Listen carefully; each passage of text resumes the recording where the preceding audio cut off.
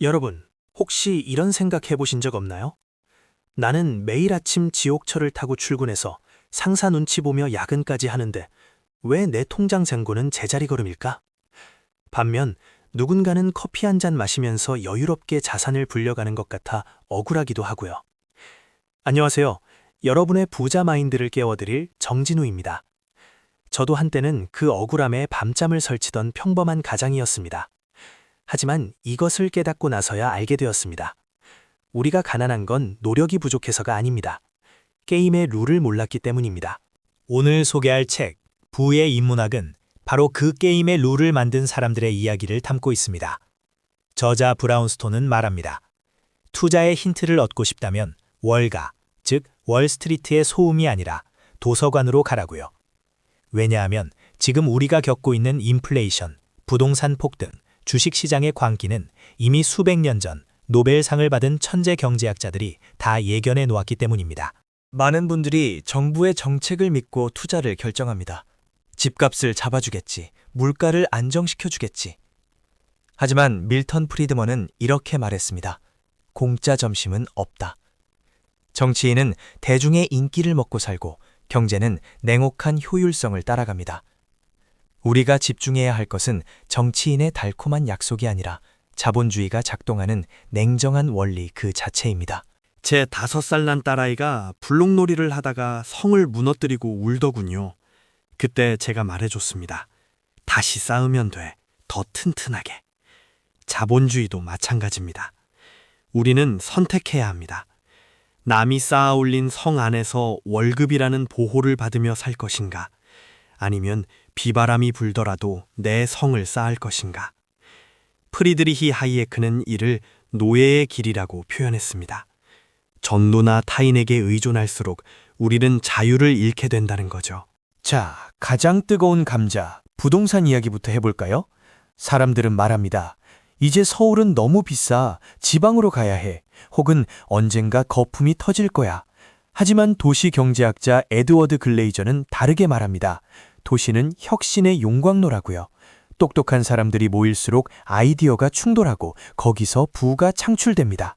그래서 사람들은 본능적으로 더 좁은 곳, 더 비싼 곳, 서울의 중심부로 모여드는 겁니다. 저도 처음엔 이해가 안 갔습니다. 그냥 인터넷으로 일하면 되잖아?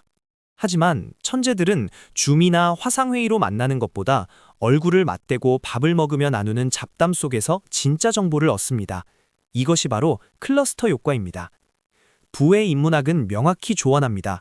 투자를 하려면 혁신 기업이 있는 곳, 인재가 모이는 곳, 즉 슈퍼스타 도시에 등기를 치라고요. 물론 비싸서 못 사요라는 말이 목구멍까지 차오르실 겁니다. 맞습니다. 당장은 힘들죠. 하지만 방향성을 아는 것과 모르는 것은 천지 차이입니다. 내가 지금 사는 곳이 종착지가 아니라 결국 중심으로 들어가기 위한 징검다리라고 생각해보세요. 목표가 생기면 저축의 이유가 달라지고 소비의 패턴이 바뀝니다. 다음은 화폐입니다. 여러분, 현금 1억 원을 장롱 속에 10년 동안 넣어두면 어떻게 될까요? 안전할까요?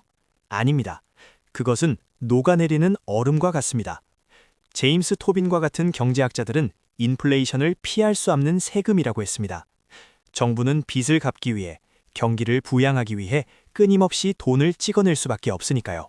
그래서 부자들은 현금을 싫어합니다. 그들은 현금을 주식이나 부동산 같은 실물 자산으로 바꿉니다. 이게 투기의 영역이 아니라 생존의 영역이라는 걸 깨달아야 합니다. 내가 땀 흘려 번 돈의 구매력을 지키기 위한 방어수단, 그게 바로 투자입니다. 그런데 주식 투자는 왜 이렇게 어려울까요? 분명 우량주를 샀는데 조금만 떨어져도 심장이 쿵쾅거립니다. 데니얼 카너먼은 인간의 뇌가 투자에 적합하지 않게 설계되었다고 말합니다. 우리는 이익의 기쁨보다 손실의 고통을 2배 더 크게 느낍니다. 손실 회피 편향 때문이죠. 원시시대에는 맹수를 만나면 도망가는 게 생존에 유리했습니다.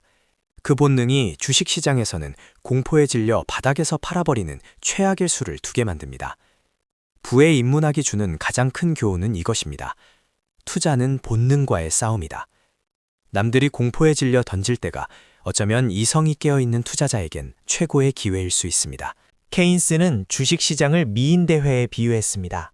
내가 예쁘다고 생각하는 사람이 아니라 남들이 예쁘다고 생각할 사람을 찍어야 한다고요. 하지만 이건 단기 투자에 해당하는 말입니다. 진정한 부는 단기적인 인기가 아니라 기업의 본질적 가치, 즉 장기적인 이익 성장과 함께합니다. 워런 버핏의 스승 벤저민 그레이엄은 말했죠. 시장은 단기적으로는 투표 계산기지만 장기적으로는 체중계다. 저도 아이를 키우는 입장에서 항상 고민합니다. 우리 아이가 살아갈 세상은 지금보다 더 양극화가 심해질지도 모릅니다. 노동소득만으로는 따라잡을 수 없는 자산 격차.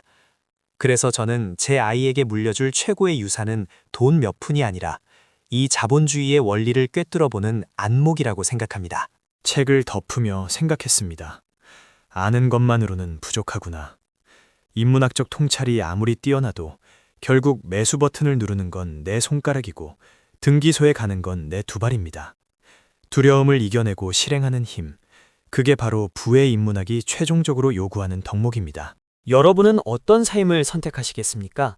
거인들의 통찰을 무시한 채 험난한 파도에 휩쓸리는 삶인가요? 아니면 그들의 어깨 위에 올라타 파도를 즐기는 삶인가요? 답은 이미 여러분 마음속에 있습니다. 오늘 영상이 유익하셨다면 구독과 좋아요 부탁드리고 지금 당장 여러분의 자본주의 공부를 시작해보세요. 감사합니다.